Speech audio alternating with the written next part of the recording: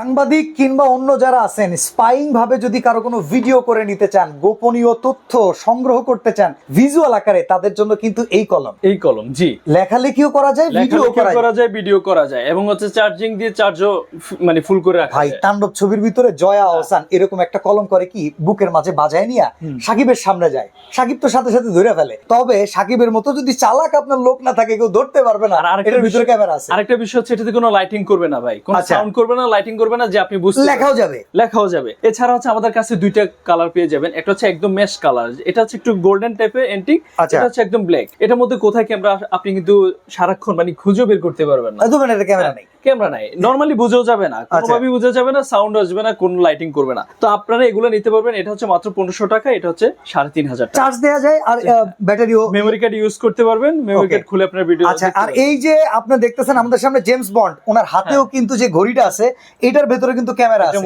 এটার দাম কত?